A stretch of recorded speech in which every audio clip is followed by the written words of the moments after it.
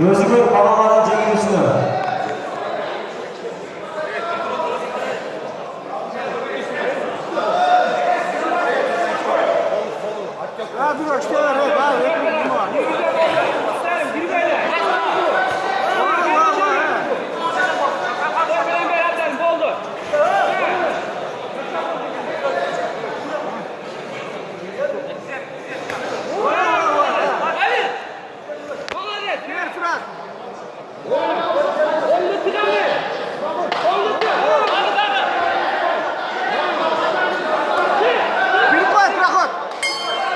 Birinci round ayağına çıktı. İkinci round'a dayak ediyoruz.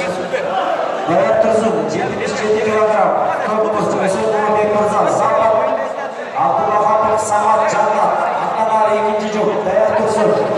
Arifbayev Altınbek. Muhammed Umar.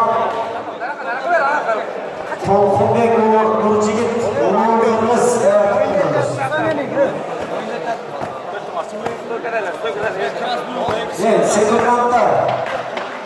Sekundantlar.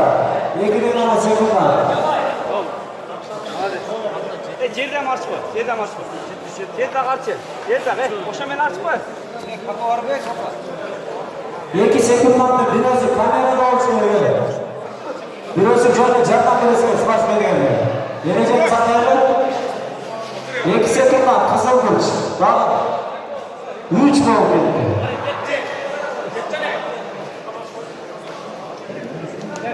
Hazırım. Minus puan gidelim.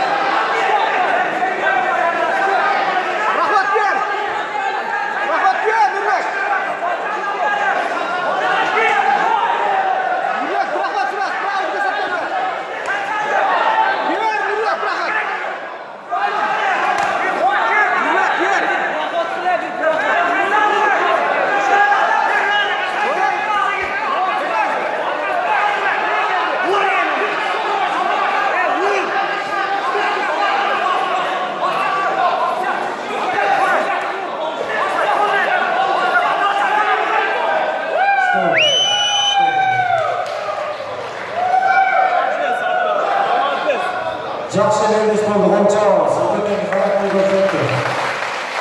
Өткен өзіміздің қолында. Спортсмендер орны бар. Бұл белдесте финалға жолдама Қозыбайұлы Абдалин запас спорты болды.